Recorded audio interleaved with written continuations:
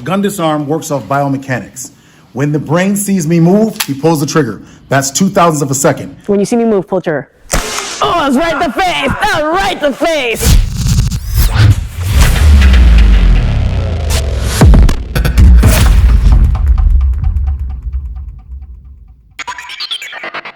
Okay, so this time we're back debunking more junk. All right, we had to do it. Everyone knows who Dale Brown is. Detroit Urban Survival Training. This time we have to address a gun defense from the front, very basic. We're gonna leave the link down below so you guys can check out the video. It's a pretty short video. At this point, we just assume everyone's seen this guy's stuff. It's like Detroit Urban Survival Training. We know this. So we're gonna break down the technique and then give our points of view, and we'll go from there. Sound good? When the brain sees me move, he pulls the trigger. That's 0.02 of a second. When his brain tells him to pull the trigger, that's 0.02 of a second. It only takes me 1/1000 of a second for me to move what's in front of the gun. Therefore, the bullet's always gonna pass by. Okay, so guys, as we're doing this is a gun defense. Obviously, this is not a real gun. We're not gonna hurt anybody, but it is an airsoft gun, meaning there's some air in this. We've got CO2 in here that actually fires rounds of air. So we can get some real feedback and reaction versus just having a play gun. So here, you actually fire the trigger. There is some feedback from the gun, which is just an air pop. Okay, all that safety stuff. Steph's gonna wear some goggles too, just to make sure that we don't get anything, she got eye protection, everything going. Okay, so you hold the gun out. Okay, when you see me move, pull the trigger. Oh, I lost an ear. Okay, let's do it again. When you see me move, pull the trigger. Oh, it was right in the face. That was right in the face. Yeah, so, okay. One thing I have to address is the idea of so he's holding the gun out, the 0.02 of a second for him to pull the trigger versus 1/1000 of a second for me to move isn't a thing. It isn't a thing. When his brain tells him to pull the trigger, that's 0.02 of a second. It only takes me 1/1000 of a second for me to move what's in front of the gun. Therefore, the bullet's always gonna pass by. Say what? The way, that's not how it works. It takes 250 milliseconds just to have your eyes actually, saccade, or means move to the target and actually register what it is that's happening. And then for him to pull his trigger versus me doing this huge, head first movement in less time is just, that's not a thing. Taking the hand here and the hand here allows you to maintain control of the weapon biomechanically, making sure that you don't muzzle flash other people, and therefore allowing you to dominate the threat without endangering other people in the area. Okay, and just so we know, this is coming from an informed point of view, because Steph does have a PhD, so we're not just pulling the stats out of the air, just so you know. So yeah, my background's in visual neuroscience. There's no way that in 1/1000 of a second I'm going to see this and register before he sees and pulls the trigger with just the head.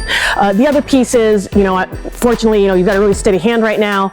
But even if I'm just moving my head, if he's moving around, that's so much harder. With where am I moving? That's just, I don't have anything to back it up. I'm just relying on my head getting out of the way. Not to mention the rest of my body is still here. So I would do this differently.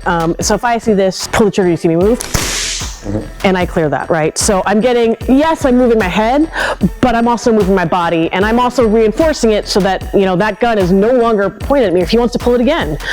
So I'm not gonna get shot, straight on in the face. I'm actually moving before he has a chance, and it's not just my head moving. I'm actually getting my body out of the way, and then also reinforcing it with getting that gun off me.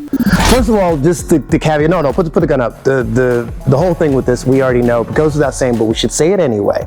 Someone pulls a gun on you and all they want is your money, your wallet, your shoe, whatever they want. If it's something material, give it to them, please. I don't think there's anything material worth dying for. That's my point of view. I guess if it means that much to you, but just know that you're not gonna erase a bullet.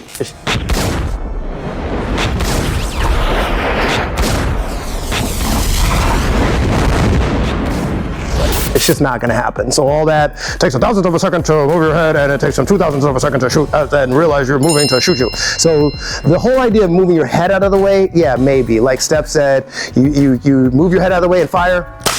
Okay, but yeah, you still get that ring through the air. And if you're lucky in the first time, you still need a hand up here to make sure that gun's not coming back on you. Okay, so the gun comes up, right? Obviously, I can't talk the person down. They want me to, go to another location. I don't want to do that. Now I gotta make a move. So from here, Louise, all I want you to do is shoot if you see me move or see any indication I'm gonna move, okay? So you're talking, okay, what do you want? I can't do that. Okay, so gun went off. I didn't get hit on that. Okay. Do it again. Okay, yeah, man, I don't want any trouble. Going off, but it's away from me. So the whole idea has to be that you're moving, you're redirecting first. That's just the basic thing first and foremost. Your head is not going to be able to move faster than someone's going to shoot a damn gun. It's just not going to happen. That's just completely irresponsible to tell people that. So that whole 1,000th of a second, get that out of your mind. Like I said, Stef's a PhD and kind of knows her stuff. So that gun's kind of up here. Again, we're gonna try this. So if I'm just wild in here and the other thing, and I'm wild and I'm moving, hey man, so shoot the gun if you see me moving. Yeah, I felt that right here. I'm trying to just move my head. Do it again. So shoot the other, hey man, don't. And I get shot in the shoulder. Maybe I survived, but now he shot me once. He's probably gonna shoot me again. It's like, okay, you gave me that much of a problem. I shoot you once, now it's easy to shoot you again and take your wallet. So again, put me up and move.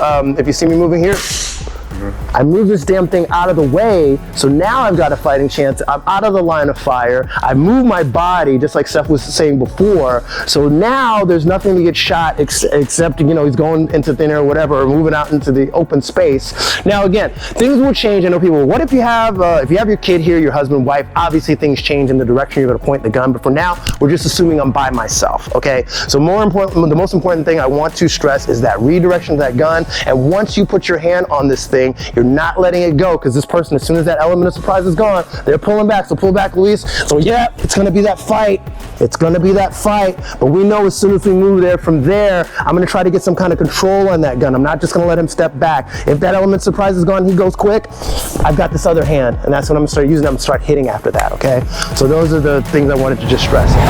I'm gonna keep it really simple because Stef and Sifu Kwazi, they gave some really great information. However, I am going to debunk what they did. You ready for this?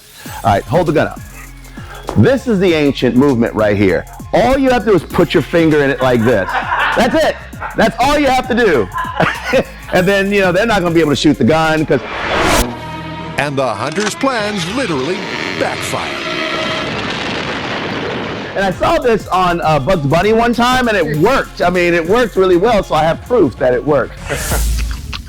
Look, Doc, are you looking for trouble? I agree.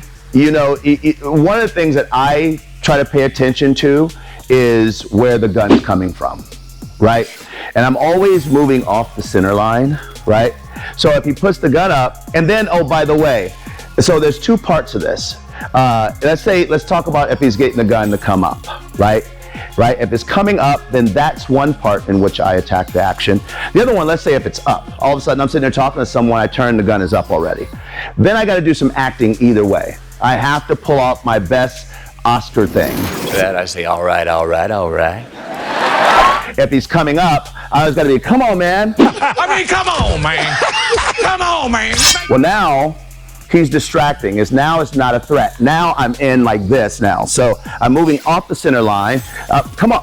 I'm moving off the center line, and now I'm attacking, right? Keeping the barrel away. You know, the key to this whole thing is making sure this part right here is not facing you, whatever you do, right? So I come here, I may attack, and then go from there, right?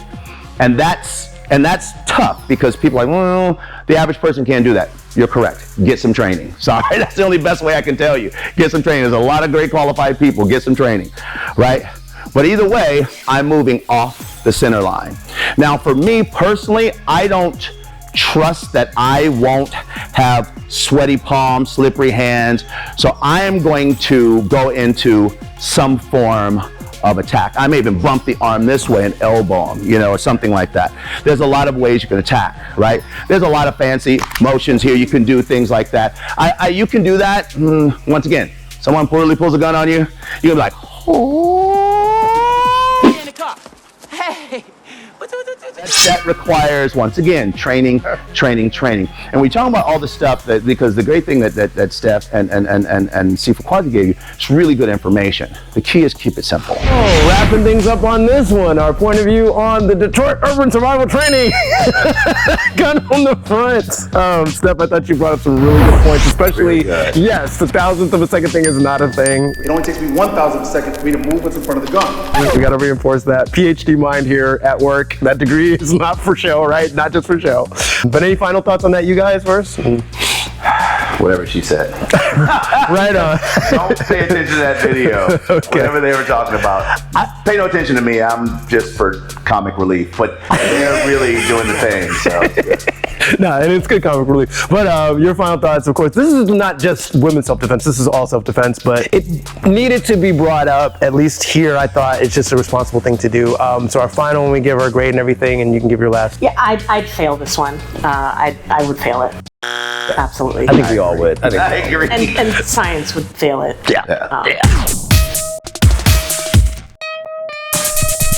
Okay, person puts a gun up, and you gotta go here first. Don't train with anybody who says that. Leave, because they cannot teach you.